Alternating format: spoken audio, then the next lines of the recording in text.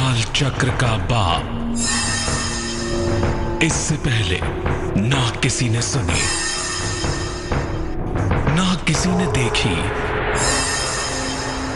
इतनी सटीक भविष्यवाणी। चाल चक्र। नमस्कार, बहुत स्वागत है आपका। आप देख रहे हैं चाल चक्र और मैं हूं आपके साथ शैलेंद्र पांडे। भगवान कृष्ण गीता में कहते हैं अर्जुन से, तपस्विभ्यो अधिको योगी ही ज्ञानीभ्यो मतो अधिकाः कर्मिभ्योश्च अधिको योगी ही तस्मात् योगी भवः अर्जुन। अर्थात हे अर्जुन, तपस्वियों से भी योगी सर्वश्रेष्ठ है, कर्मियों से भी योगी सर्वश्रेष्ठ है और हर तरह से योगी ही सर्वश्रेष्ठ है। इसीलिए हे अर्जुन, तू योगी बन जा। अब बड़ा सवाल है, कृष्ण ने जिस चीज की मान्यता दी ना, भगवान कृष्ण ने जिस चीज को सबसे अधिक मूल्यवान कहा वो योगी है। और योगी कौन है? सुखे दुखे समे कृत्वा लाभा लाभौ जया जयो। सुख दुख में, हर स्थिति परिस्थिति में जो समत्व में रहता है ना, जो समान भाव में रहता है, वो योगी है। योग और योगी का होना ये भारतवर्ष की एक प्राचीन निधि है। योग, उसका जो सृजन हुआ ना, वो हमारे ही देश से हुआ, हमारी ही भूमि से हुआ, हमारी ही आत्मा से हुआ। और योग केवल आपको निरोग ही नहीं करता, योग आपकी आत्मा को ईश्वर तक पहुंचा देता है। आनंद सूत्रम में कहा गया कि योग करने से जीवात्मा और परमात्मा का मिलन हो जाता है। आज अंतरराष्ट्रीय योग दिवस है, इसलिए योग की बात करना बेहद आवश्यक है। चाल चक्र में आज बात करेंगे इसी योग के बारे में। क्या बात करेंगे? चाल चक्र में बात करेंगे कि योग आखिर कैसे और क्यों आपको निरोग बना देता है।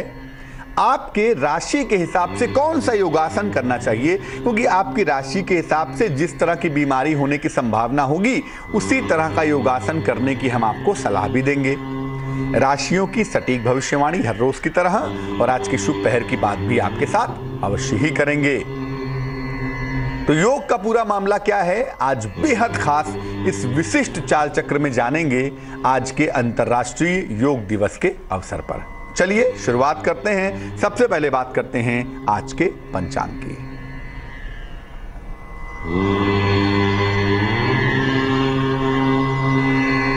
आज तिथि है आषाढ़ कृष्ण प्रतिपदा। आज से ही तकनीकी रूप से आषाढ़ महीने की शुरुआत हुई है। आज का नक्षत्र है मूल नक्षत्र और पूर्वाषाढ़ा भी आज ही है। नक्षत्रों का कॉम्बिनेशन आपको दिखाई देगा। चंद्रमा आज धनु राशि में संचरण करेंगे और चंद्रमा की इसी चाल के आधार पर हम ये समझेंगे कि आपका दिन कैसा जाएगा।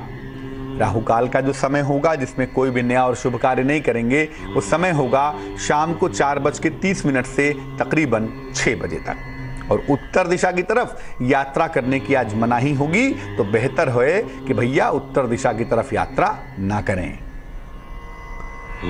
सबसे पहले जानते हैं कि योग होता क्या है। अगर अंग्रेजी में देखें तो योग का मतलब होता है एडिशन, सफिक्स होना। योग माने कंपाउंड हो जाना ना, कॉम्बिनेशन को भी योग कहते हैं। योग है क्या? योग की बड़ी सारी परिभाषाएं दी गई हैं। इसमें 2 परिभाषाएं बड़ी प्रमुख हैं। उसमें भी सबसे महत्वपूर्ण परिभाषा है महर्षि पतंजलि की। क्या परिभाषा है?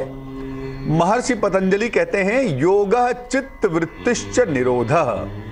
चित्त वृत्तियों का जो नियंत्रण है ना, जो कंट्रोल है, वो है योग। महर्षि पतंजलि ने इसका नाम दिया कि चित्त वृत्तियों के नियंत्रण को योग कहा जाता है। पतंजलि योग सूत्र एक बड़ी विख्यात पुस्तक है और उसमें उन्होंने योग के बारे में कहा, योगः चित्त वृत्तिश्च निरोधः। आनंद सूत्रम में कहा गया कि जीवात्मा और परमात्मा के मिलन तक जो रास्ता पहुंचा दे वो योग है। यानी वहां पर कॉम्बिनेशन होता है किसका? जीवात्मा का और परमात्मा का, इसलिए वो भी योग है। दोनों ही परिभाषाएं बड़ी खूबसूरत परिभाषाएं हैं। कैसे? चित्त वृत्ति को नियंत्रित किए बिना योग नहीं होगा और बिना चित्त वृत्तियों के नियंत्रित किए बिना योग नहीं होगा। तो योग नहीं होगा तो ईश्वर से मुलाकात भी नहीं होगी। यानी मामला बड़ा सीधा है। मन को नियंत्रित करने का सारा खेल है योग। महर्षि पतंजलि ने अष्टांग योग की बात की, यानी योग के 8 अंगों की बात की है। एक योग नहीं बताया। उन्होंने कहा कि योग एक चीज नहीं है, 8 अलग अलग चीजें जब कंबाइंड हो जाती हैं तो वो ये होता है योग। इसीलिए उनके योग को कहा जाता है अष्टांग योग। क्या क्या है? यम, नियम, आसन, प्राणायाम, प्रत्याहार, धारणा, ध्यान और समाधि। इन 8 अंगों को संपूर्ण रूप से योग कहा जाता है। जिसको हम योग समझते हैं भैया, वो योग नहीं है, वो योग का एक हिस्सा है। वो तीसरा इलाका है, तीसरा हिस्सा है, जिसको आसन कहेंगे या योगासन कहेंगे। ये योग का 1/8वां हिस्सा है। ये योग नहीं है, ये योगासन है। इसलिए कभी भी ये मत कहिए कि हम योग करते, नहीं, हम योगासन करते हैं। हम तमाम तरह से हाथ पैर को ऐसे वैसे कर रहे हैं, तमाम तरह से शीर्षासन कर रहे हैं, सर्वांगासन, शशांकासन, मत्स्य मुद्रा, पश्चिमोत्तासन, तमाम आसन करते हैं। ये आसन, योग नहीं है। योग एक बहुत विराट चीज है। योग तो कृष्ण जानते हैं ना। योग के जो आचार्य हैं वो कृष्ण हैं। कृष्ण ने अर्जुन को आसन नहीं सिखाया, आसन उसका एक हिस्सा है, ये बताया। तो जिसको हम योग समझते हैं, कभी उसको योग मत कहिए, कहिए योगासन करते हैं। जब आप योग करेंगे, यम नियम का पालन करेंगे, आसन करेंगे, ध्यान, प्राणायाम, प्रत्याहार, तब जाके समाधि तक पहुंचेंगे ना। और समाधि तक पहुंच के क्या करेंगे? ईश्वर का अनुभव कर पाएंगे। बात क्लियर हो गई होगी कि जिसकी हम बात करते हैं, जिस पर हम फोकस करते हैं, वो दरअसल योग नहीं है, वो योगासन है। अब सवाल यह है कि योगासन क्या है? देखिए, ईश्वर की उपलब्धि करने के लिए योग की प्रक्रिया में जाना अनिवार्य है। कोई आदमी ये कह दे कि मैं योग नहीं करूंगा और मैं ईश्वर को पालूंगा, ऐसा कोई आदमी पैदा ही नहीं हुआ दुनिया में और न कभी पैदा होगा।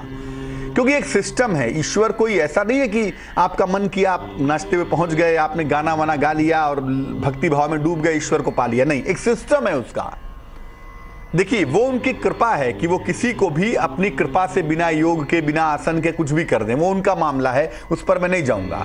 वो कुछ भी कर सकते हैं, बिना योग के, बिना निद्रा के, बिना आसन के कुछ भी करवा दें वो।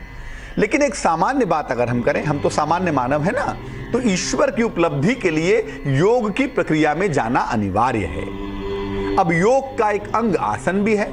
यम नियम का पालन करेंगे और आसन करेंगे, तब ना अपने आप को उस लायक बना पाएंगे। जब भगवान शिव को गंगा को अपने सर पे धारण करना हुआ, तो भगवान शिव ने पहले साधना की, कठोर साधना की ना। और जब साधना की, तब अपने आप को उस ताकत तक ले जाके एडजस्ट किया उन्होंने कि गंगा उनके पास टिकी रह सकें। वरना तो शिव है ना, गंगा क्या है? इसीलिए भगवान का अनुभव करने के लिए और भगवान को अपने सामने देख पाने के लिए आपको योग करना पड़ेगा। वरना आपका शरीर, आपका मन उस लायक जब होगा ही नहीं, तो आप देख पाएंगे क्या? जब अर्जुन को कृष्ण ने विराट रूप दिखाया युद्ध स्थल में, तो अर्जुन आए बाएं करने लगा। उसको समझ ही नहीं आया कि मैं क्या देख रहा हूं। उसने कहा कि प्रभु, मैं डर रहा हूं, मुझे भय लग रहा है, कृपया अपने रूप को समेट लें। इसीलिए कहा ना कि योग नहीं करता था वो। लेकिन जब योगासन करेंगे, योग करेंगे, योग के समस्त नियमों का पालन करेंगे ना, तब ईश्वर की उस विराट ऊर्जा का अनुभव कर पाएंगे। इसीलिए योग का एक अंग आसन है। और आसन से क्या होता है? आसन से ग्लैंड्स ठीक होते हैं ना। शरीर में तमाम ग्लैंड्स हैं जिनसे रस का क्षरण होता है। जैसे यहाँ पे बृहस्पति ग्रंथ है, यहाँ से आपको निकलती है थायराइड से थायरॉक्सिन ग्लैंड निकलती है, थायरॉक्सिन उससे सृजित होता है। शरीर में अलग अलग ग्लैंड्स हैं और उनसे रस निकलता है। उन रस की वजह से शरीर और मन आपका स्वस्थ बना रहता है। स्वस्थ शरीर में ही स्वस्थ मन रहता है। इसीलिए योगासन करते हैं, शरीर स्वस्थ हो जाए। और जब शरीर स्वस्थ होगा तो मन स्वस्थ होगा, और जब मन स्वस्थ होगा तभी ईश्वर की उपलब्धि हो सकती है। इसीलिए योगासन करने से शरीर, मन और आत्मा तीनों को फायदा होता है। व्यक्ति का जो पूरा जीवन है ना, वो 3 डायमेंशनल है। फिजिकल बॉडी, मेंटल बॉडी और इन दोनों के ऊपर स्पिरिचुअल बॉडी, आत्मिक शरीर। तो शरीर, मन और आत्मा तीनों एक सीध में आ जाएं, तीनों बैलेंस हो जाएं, इसके लिए हम योगासन करते हैं, तब हमें फायदा होता है। बहुत सारे योगासनों की चर्चा की गई है और ये योगासन अलग अलग आवश्यकता के अनुसार किए जाते हैं। जैसे मान लिया आपको गुस्सा बहुत आता है, आपको क्रोध बहुत आता है, अगर वास्तविक योगी होगा ना, तो आपको बता देगा कि भैया तुम ये आसन करो, तुम्हारा क्रोध दूर हो जाएगा। आपको नींद नहीं आती, सही आसन बता दें तो आपकी नींद ठीक हो जाएगी। योगासन कोई मजाक नहीं, बहुत बड़ा साइंस है। इतना बड़ा साइंस है कि अगर आप योगासन के साथ यम नियम का पालन करें तो क्या कुछ नहीं पा सकते। इसीलिए आप अपनी जरूरत के हिसाब से योगासन को जानिए। सब आसन सब व्यक्तियों के लिए नहीं होते। ऐसा नहीं कि सारे आसन सभी लोग कर लेंगे, ऐसा कभी नहीं करिएगा। आप किसी आचार्य से मिलिए, किसी विद्वान व्यक्ति से मिलिए, किसी अच्छे योगी से मिलिए और उससे पूछिए कि आपके शरीर के हिसाब से, आपके मन के हिसाब से कौन सा योगासन करना चाहिए। और जब वो योगासन आप करेंगे तो फिजिकली मेंटली आप फिट बने रहेंगे। हम चूंकि ज्योतिष के विद्यार्थी हैं, हम ज्योतिष जानते हैं, तो ज्योतिष के हिसाब से भी हम राशियों के हिसाब से अलग अलग योगासन का चुनाव कर सकते हैं कि भाई आपका मन कैसा रहता है, आपका शरीर कैसा रहता है, उसके हिसाब से कौन सा योगासन किया जाए जिससे आपके मन और आपके शरीर को फायदा हो, आपकी राशि बैलेंस हो पाए, आपकी राशि संतुलित हो पाए। और ये खूबी है, आज के कार्यक्रम में आप यही जानेंगे कि आपकी राशि के हिसाब से कौन सा योग का हिस्सा या कौन सा योगासन आपके लिए बेहद लाभदायक होगा। अलग अलग राशियों की अलग अलग समस्याएं हैं, उनके मन की भी अलग समस्या है, उनके फिजिकल बॉडी शरीर की भी अलग समस्या है। तो किस राशि के मन के लिए और किस राशि के शरीर के लिए कौन सा योगासन करना बढ़िया होगा, आइए आपको बताते हैं। सबसे पहले मेष राशि। मेष राशि वालों को हमेशा ऊर्जा का अभाव दिखाई देता है ना, इनके अंदर ऊर्जा ऊपर नीचे होती रहती है, कभी तो बड़ी मेहनत करते हैं, बड़े एनर्जेटिक होते हैं और कभी बिल्कुल से डाउन हो जाते हैं। तो मेष राशि वालों के लिए सूर्य नमस्कार हमेशा ही विशेष होता है। सूर्य नमस्कार में अलग अलग तरह के आसन का एक कॉम्बिनेशन होता है, इसको करने से सूर्य की शक्ति मिलती है, मंत्रों की ताकत मिलती है और शरीर बिल्कुल फिट हो जाता है। तो मेष वालों को नियमित रूप से सूर्य नमस्कार करना चाहिए। वृष राशि वालों को प्राणायाम करना चाहिए ना। लंग्स का जो एरिया होता है, खासतौर से कान नाक गले का जो एरिया है, वो बड़ा सेंसिटिव होता है इनका और अक्सर इनको सांस की तकलीफ होती है, ब्रीदिंग प्रॉब्लम होती है। तो ब्रीदिंग एक्सरसाइज करना, सांस के व्यायाम करना और प्राणायाम करना अच्छा होगा। प्राणायाम आसन नहीं है, वो योग का एक अलग हिस्सा है, बट प्राणायाम करने से और सांस का व्यायाम करने से किसी विद्वान से समझकर इसको करना आपके लिए बहुत अच्छा होगा। मिथुन राशि वालों को सर्वांगासन करना बड़ा अच्छा होता है। सर्वांगासन से जो ब्रेन है ना, जो पिट्यूटरी ग्लैंड है, उसको बड़ा फायदा होता है। इसका एक और भी हिस्सा हो सकता है, शशांक आसन कहते हैं उसको, उसमें भी फायदा हो सकता है। लेकिन मोटे तौर से मिथुन वालों को सर्वांगासन करना बेहद अच्छा होता है। और मत्स्य मुद्रा भी करेंगे, सर्वांगासन का काउंटर है मत्स्य मुद्रा। तो सर्वांगासन और मत्स्य मुद्रा अगर मिथुन राशि के लोग करें तो बड़ा सुंदर होगा। कर्क राशि के लोगों को अक्सर देखा गया है कि फैटनेस बढ़ जाती है ना, शरीर में ओबेसिटी हो जाती है, मोटापा हो जाता है और खास तौर से पेट का और जो कमर का एरिया है ना, वहां पे फैट जम जाता है। तो कर्क राशि वालों को धनुरासन और पश्चिमोत्तानासन दोनों एक दूसरे के काउंटर हैं। धनुरासन किया, पश्चिमोत्तानासन नहीं करेंगे तो काम नहीं चलेगा, और पश्चिमोत्तानासन करेंगे, धनुरासन नहीं करेंगे तो काम नहीं चलेगा। तो धनुरासन करना और पश्चिमोत्तानासन करना इनके लिए बेहद लाभकारी होगा। सिंह राशि वालों के लिए प्राणायाम अच्छा होगा ना। सिंह राशि वालों को एग्रेशन बहुत होता है, अक्सर ब्लड प्रेशर की प्रॉब्लम हो जाती है, बीपी शूट अप कर जाता है।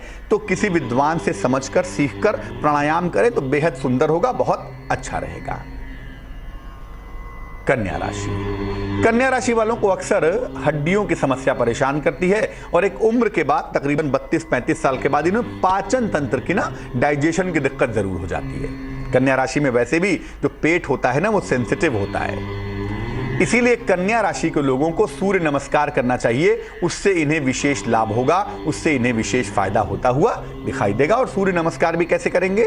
सूर्य नमस्कार रोज सुबह करेंगे। एक नियम बना लें कि सूर्य नमस्कार प्रॉपर तरीके से धीरे धीरे धीरे धीरे इसको रेगुलेट कर लें। अगर ऐसा करना शुरू करें कन्या राशि वाले तो वो फिट बने रहेंगे, वो स्वस्थ दिखाई देंगे। तुला राशि वालों की समस्या होती है मन के चंचलता की।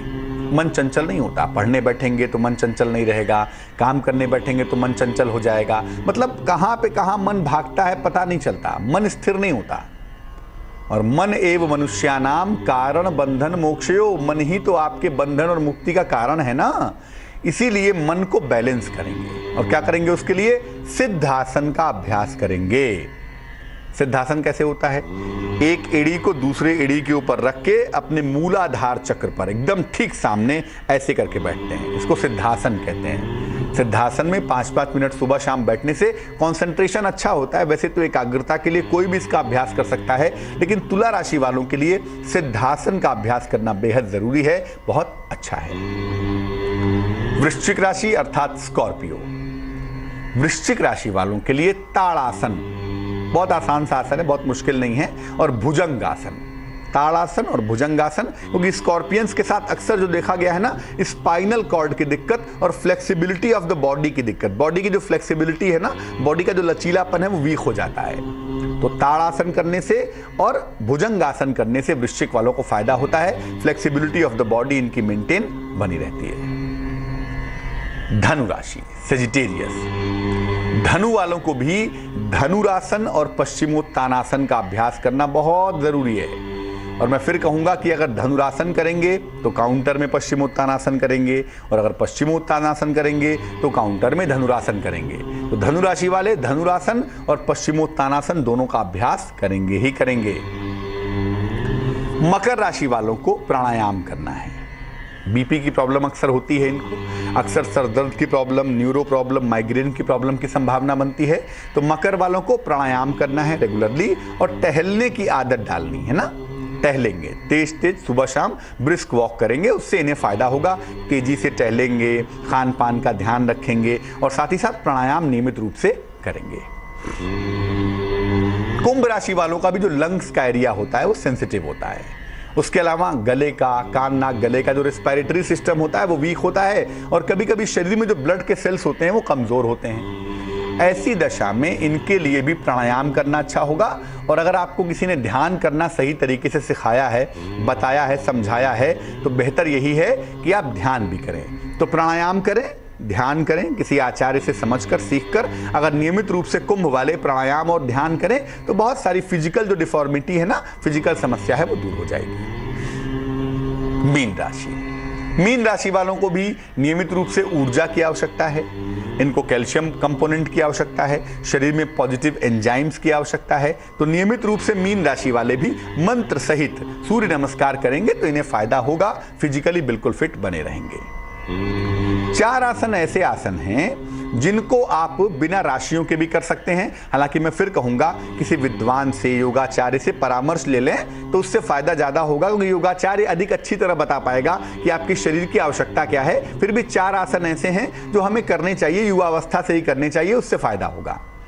एक आसन है सर्वांगासन, दूसरा है मत्स्य मुद्रा, तीसरा है धनुरासन, और चौथा है पश्चिमोत्तानासन। 4 आसन जरूर करेंगे। सर्वांगासन, मत्स्य मुद्रा, धनुरासन और पश्चिमोत्तानासन, ये 4 बेसिक आसन हैं आपके शरीर को सही रखने के लिए। अच्छा, जब आप आसन कर लेते हैं ना तो तुरंत दौड़ना भागना मत शुरू कर दीजिए। आसन करने के बाद एकदम से जहां जिस दरी पर, जिस जगह बैठ के आसन कर रहे हैं वहां अपने आप को लेट जाइए, और लेटने के 1-1.5 मिनट तक अपने आप को बिल्कुल शिथिल छोड़ दीजिए, जैसे मरे हुए हों। इसको कहते हैं शव आसन। आसन कोई भी करते हो, आसन के अंत में शव आसन जरूर करेंगे, ताकि शरीर को रिलैक्स होने का, शरीर को नॉर्मल टेम्परेचर में आने का मौका मिले।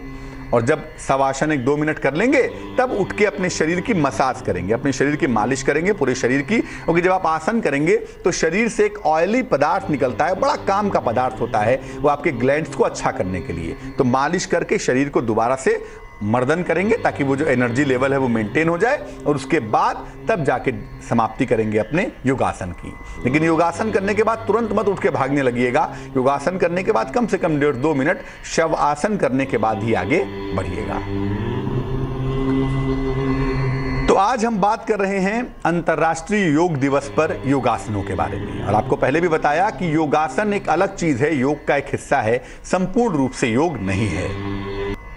स्वागत है आपका ब्रेक के बाद। आप देख रहे हैं बेहद खास चाल चक्र। आज है अंतर्राष्ट्रीय योग दिवस, और हम इस अंतर्राष्ट्रीय योग दिवस के अवसर पर ये समझने की कोशिश कर रहे हैं कि दरअसल योग है क्या। भगवान कृष्ण कहते हैं योगः कर्मसु कौशलम, अर्थात कर्म करने की जो कुशलता है वो योगी के पास होती है, क्योंकि वो योग जानता है। इसीलिए कर्म की कुशलता ही योग है। चाल चक्र में आगे क्या खास है, चलिए बताते हैं आपको। चाल चक्र में आगे हम जानेंगे आज आपका दिन कैसा जाने वाला है, आज आपका दिन कैसा जाने की पॉसिबिलिटी बनती है, कैसे आप अपने दिन को शुभ और बेहतर बनाएंगे, आज का शुभ पहर क्या होगा और शुभ पहर का खास उपाय क्या होगा, ये बताएंगे। और योग से जुड़ी हुई कुछ और बेहद महत्वपूर्ण और रोचक बातें आपके सामने रखेंगे। जैसा कि ब्रेक पर जाने के पहले हमने आपको बताया कि जिसको हम योग समझते हैं वो योग का एक हिस्सा है, योग का एक अंश है, वो दरअसल योगासन है। योग उससे बहुत ज़्यादा विराट और वृहद मामला है, क्योंकि योग वो है जो आपको वहाँ तक पहुँचा देता है जहाँ तक पहुँचने के लिए आपका जन्म हुआ है, अर्थात ईश्वर तक। चलिए इस चर्चा पर आएंगे, लेकिन फिलहाल जान लेते हैं मेष राशि वालों के लिए आज का दिन कैसा जाने वाला है। मेष राशि, हड्डियों की समस्या में सुधार होगा। संतान पक्ष को लेकर जो मन में चिंताएं हैं, सवाल है ना, वो तमाम चिंताएं आज दूर होंगी। आपके तमाम रुके हुए काम भी यकीनन बनेंगे, यकीनन पूरे होंगे। शुभ रंग जिसका इस्तेमाल करेंगे वो होगा पीला और भाग्य होगा 86%। वृष राशि, आपकी जिम्मेदारियां बढ़ती हुई दिखाई दे रही हैं। काफी मेहनत भी करनी पड़ेगी आपको, और साथ ही साथ अचानक धन की प्राप्ति के लिए तैयार हो जाइए। यानी चीजें थोड़ी सी मुश्किल तो हैं, लेकिन फाइनेंशियली आपको कोई मुश्किल नहीं होगी। शुभ रंग आपका सफेद होगा और भाग्य होगा 55%। मिथुन राशि, आपके तमाम वाद विवाद समाप्त होंगे, तमाम चीजें बेहतर होंगी। नौकरी में नया और अनुकूल परिवर्तन भी अवश्य होगा। मुश्किलें कम होंगी, लेकिन धन खर्च पर आप ध्यान नहीं दे रहे हैं, और ऐसा ना हो कि आगे चल के यही एक चीज आपको काफी परेशान कर दे। शुभ रंग आज आप इस्तेमाल करेंगे आसमानी और भाग्य होगा आपके पास तकरीबन 70%। कर्क राशि, क्रोध आपका बढ़ सकता है, सेहत का ख्याल रखिए, तनाव मत बढ़ाइए, बेवजह चिंता मत करिए। करियर के लिए कोई शुभ सूचना भी आपका इंतजार कर रही है, यानी तमाम मुश्किलों के दौर में पानी की ठंडी फुहारों की तरह करियर की सफलता है। शुभ रंग गुलाबी है और भाग्य है 61%। सिंह राशि, मान सम्मान की यश की प्राप्ति होती हुई दिखाई दे रही है आज, और परिवार की स्थितियों में इंप्रूवमेंट भी हो रहा है, सुधार भी हो रहा है। कहीं घूमने जाएंगे ऐसा लग रहा है, थोड़ा समय निकालकर कहीं घूमने फिरने में खर्च करने वाले हैं। शुभ रंग जिसका इस्तेमाल करके दिन बहुत अच्छा होगा वो रंग होगा नारंगी और भाग्य होगा 80%। कन्या राशि, देखिए धन हानि और नुकसान के संकेत हैं। लापरवाही जल्दबाजी के परिणाम अच्छे नहीं होंगे, पैसे का नुकसान हो जाए, पैसे की बर्बादी हो जाए ऐसा लग रहा है। सेहत के कारण आपका मन भी अशांत दिखाई दे रहा है। आज नया कार्य न करें तो बेहतर होगा। आज नया कार्य करने के परिणाम हो सकता है बहुत बुरे हो जाएं, बहुत निगेटिव हो जाएं। शुभ रंग आपका धानी होगा और भाग्य होगा 50%। तुला राशि, जीवन साथी के साथ तनाव हो सकता है, बेवजह झगड़े लड़ाइयाँ हो सकते हैं, इसका ध्यान देना होगा।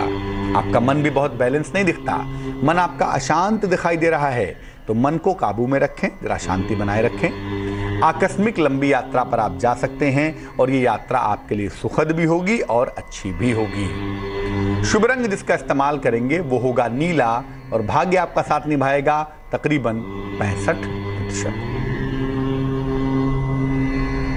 वृश्चिक राशि, नौकरी की स्थितियों में सुधार होता हुआ दिख रहा है। नौकरी की चीजें बेहतर होंगी। अगर आप कारोबारी हैं तो नए कारोबार की शुरुआत भी हो सकती है, नए कारोबार की शुरुआत के संकेत भी मिल पा रहे हैं। कोई समस्या काफी दिनों से चली आ रही थी, संभवतः चली आ रही है अब तक, बट उसका अंत होने का वक्त आ गया है। किसी चली आ रही समस्या का अंत भी यकीनन होगा। शुभ रंग जिसका इस्तेमाल करेंगे वो होगा पीला और भाग्य आपका साथ निभाएगा तकरीबन 88%। धनु राशि, सेहत में सुधार होता हुआ दिख रहा है। सेहत की स्थितियां लगातार इंप्रूव कर रही हैं। करियर में आपको अनुकूल फेवरेबल परिणाम भी मिलेंगे। कम मेहनत में ज्यादा फायदा होगा, यानी किस्मत बिल्कुल झमाझम है, किस्मत तैयार है आपकी पीठ ठोकने के लिए। तो आज कम मेहनत में ज्यादा फायदा होता हुआ भी दिखाई देगा। शुभ रंग जिसका इस्तेमाल करेंगे वो होगा लाल और भाग्य सबसे ज्यादा है। भाग्य है आपके पास 92%। मकर राशि, किसी भी तरह के विवाद से आपको बचना है। जल्दबाजी में कोई निर्णय ना लें, गलतियां ना हो जाएं। घर से अगर मिश्री खा के निकलें तो आज मुश्किलों से आप बचे रहेंगे, बहुत सारी चीजों को सुलझा पाएंगे, गुस्सा नहीं आएगा, जल्दबाजी में गलती नहीं करेंगे। शुभ रंग आज के लिए सफेद होगा और भाग्य होगा 55%। कुंभ राशि, किसी आध्यात्मिक कार्य में आप व्यस्त दिखाई दे रहे हैं। कहीं ना कहीं धार्मिक झुकाव, धार्मिक रुझान बढ़ रहा है जो आपके लिए बहुत महत्वपूर्ण है।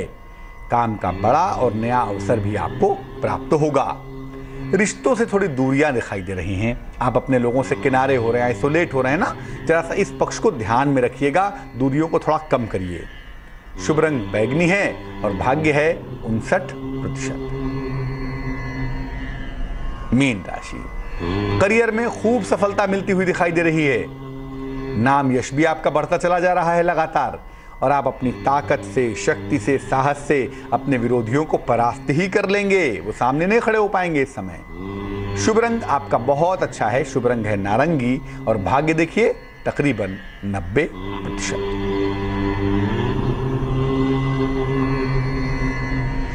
चलते हैं गुजरात और बात करते हैं उषा जी से। उषा जी स्वागत है आपका, बताइए। पंडित जी प्रणाम। नमस्कार। मुझे अपने भाई की बेटी के बारे में पूछना है। भाई की बेटी के बारे में? हाँ दादा, उसकी डेट ऑफ बर्थ में पता नहीं है। वो 25 साल की है और उसके 2 नाम है, आशा और नैना। तो उनका क्या बड़े कुल में विवाह होगा या नहीं? क्योंकि उसकी बात तो आती है, छोटे घर से आती है, लड़के ठीक ठाक नहीं होते हैं। एक से जी, आपकी बात समझ गए। 1 से 9 के बीच में कोई संख्या बोलिए।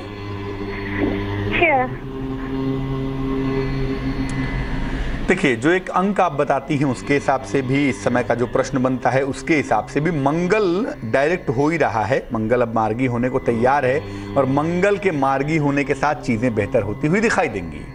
कुंडली कहती है कि अगले 3 महीनों के अंदर, अर्थात जुलाई, अगस्त, सितंबर, इन 3 महीनों में, जिसको बरसात का समय कहते हैं ना, वर्षा ऋतु का समय कहते हैं, उसमें इनकी शादी फाइनल हो जाएगी। लेकिन ये शादी होगी तब जब हेमंत की ऋतु होगी, अर्थात दिसंबर में या जनवरी में।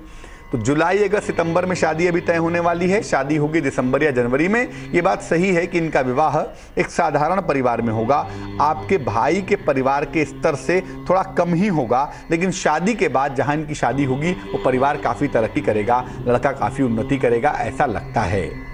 3 उपाय करने के लिए मैं कहूंगा। एक तो इनको आप बोलें कि लाल रंग का इस्तेमाल कम से कम करें। दूसरा, अगर अंगुलियों में हीरा पहना है तो निकाल दें।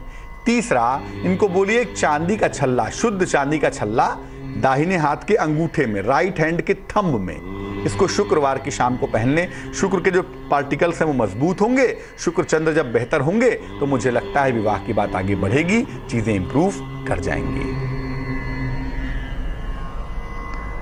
चलते हैं रतलाम और बात करते हैं शर्मिला जी से। शर्मिला जी स्वागत है आपका, बताइए। शर्मिला जी सुन पा रही हैं मुझे?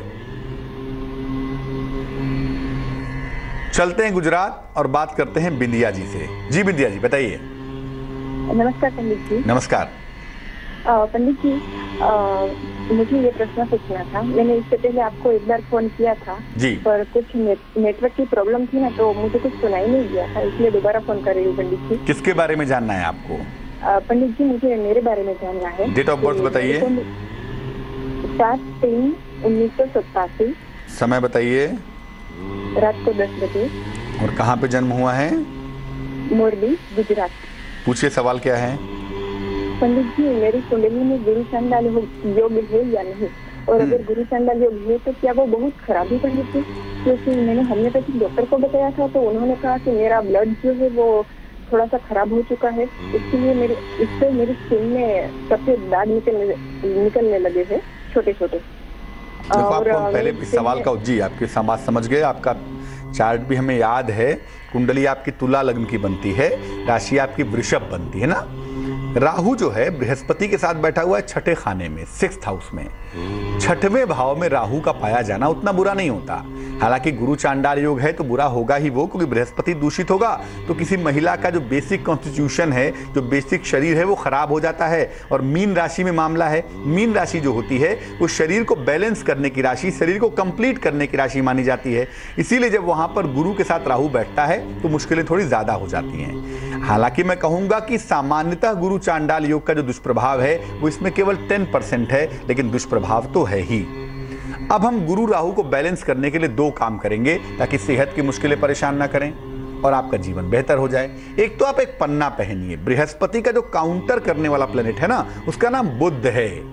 तो एक पन्ना, तकरीबन 5-6 रत्ती का पन्ना चांदी की अंगूठी में, सीधे हाथ की छोटी उंगली में बुधवार की शाम को पहनना आपके लिए लाभकारी होगा, पन्ना जरूर पहन लें। और दूसरा ये है कि गुरु चांडाल योग की शुभता को वापस लाने के लिए, निगेटिविटी को दूर करने के लिए हमें वो पूजा करनी होगी जिससे शुभत्व बढ़ता हो ना, जिससे जीवन में प्रकाश बढ़ता हो। तो सुबह शाम 108 बार गायत्री मंत्र का जप करें, और नहीं तो आप भगवत गीता के 11वें अध्याय का पाठ करें, जिसमें भगवान के विश्वरूप दर्शन की बात की गई है। 11वें अध्याय का पाठ करने से लाभ होगा, और नहीं तो सुबह शाम गायत्री मंत्र का जप करने से लाभ होगा। एक पन्ना जरूर पहन लें, और बाकी बिल्कुल चिंता ना करें। वैसे भी बृहस्पति राहु से अलग हो जाएंगे मध्य अगस्त के आसपास, वहां से चीजें बेहतर होती हुई दिखाई देंगी। चलते हैं कोलकाता और बात करते हैं शोभा जी से। शोभा जी, स्वागत है आपका, बताइए। हेलो जी बताइए। जी मैं बोल रही थी, मेरा जन्म डेट ऑफ बर्थ 20/10/1984 है। समय बताइए। समय सुबह 10:20 पे, और दिन था शनिवार। कहाँ पे जन्म हुआ है? जन्म हुआ मेरा कांकीनाडा, दक्षिण 24 परगना में। बताइए, मुश्किल क्या है? मुश्किल ये है कि मैं जानना चाहती हूँ कि मैं अभी फिलहाल, मेरी उम्र 31 साल की हो चुकी है, तो मेरी शादी कब तक होगी, और ये मेरा कैरियर कैसा रहेगा? अभी मैं थोड़ा ये टेलरिंग का काम करती हूँ। देखिए, आपके विवाह होने का योग अभी चल रहा है। हालांकि ज्यादातर संभावना ये है कि शादी, एक तो छोटी सी संभावना इस साल के आखिर में भी बनती है कि 2016 के लास्ट में शादी हो जाए, लेकिन ज़्यादा मजबूत संभावना ये है कि कैलेंडर ईयर में 2017 में जनवरी से जून का जो समय है वो ज़्यादा प्रोमिनेंट होगा आपके विवाह के लिए, आपके सुखद वैवाहिक जीवन के लिए। तो हम कोशिश तो अभी से करेंगे, लेकिन लगता यही है कि अगले साल जनवरी से जून के बीच में आपकी शादी होगी। एक तो अपने क्रोध पर नियंत्रण करें, और याद रखें कि विवाह में सब कुछ परफेक्ट नहीं हो सकता। तो जो विवाह का चुनाव करेंगे ना, एडजस्टमेंट करने की कोशिश करें, और नियमित रूप से सुबह और शाम भगवान शिव की पूजा करें। तो इससे विवाह तय होने की मुश्किल, विवाह होने की मुश्किल, जीवन के आगे चलने की मुश्किल, ये तमाम मुश्किलें दूर हो जाएंगी। तो आज है अंतर्राष्ट्रीय योग दिवस। मैं बता दूं, इस योग को योगा मत समझिए, और योग का अर्थ होता है जो आपके मन को, शरीर को शुद्ध करके ईश्वर तक पहुंचने में आपकी सहायता करे। जिसकी हम आमतौर पे बात करते हैं या जो हम करते हैं वो अमूमन योगासन होता है, वो योग नहीं होता। तो योगासन ही सही, कम से कम इसी माध्यम से अगर हम सब मिल के योग के रास्ते पे चलेंगे तो निसंदेह मन और शरीर को शुद्ध कर पाएंगे, और एक दिन एक साथ आगे बढ़कर ईश्वर तक पहुंच पाएंगे। चलिए अब जान लेते हैं क्या है आज का शुभ पहर।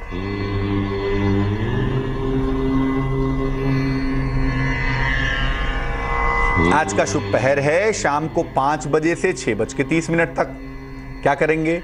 इस समय में किसी निर्धन व्यक्ति को, गरीब व्यक्ति को जूते का, चप्पल का और नमक का दान करेंगे। जो भी आपसे संभव हो। जूता चप्पल ना कर सके तो कोई नहीं, नमक का ही दान कर देंगे शुभ पहर में। क्योंकि आषाढ़ के महीने की शुरुआत है ना, तो आने वाले समय में खूब सफलता मिलेगी, खूब प्रसन्नता मिलेगी। और आषाढ़ महीने की शुरुआत के साथ ऐसा दान पहले दिन अगर किया जाए तो बेहद शुभ होता है। लेकिन इस शुभ पहर में ही करेंगे। कब करेंगे? शाम को 5 बजे से तकरीबन 6:30 के बीच में। आज के लिए चाल चक्र में बस इतना ही। मुझे दीजिए इजाजत। आशा करेंगे कि इस योग दिवस के माध्यम से हम जीवन में सफलता के मार्ग पर चलते रहेंगे। आगे देखिए रिश्तों की कहानी संजय सिन्हा के साथ। नमस्कार।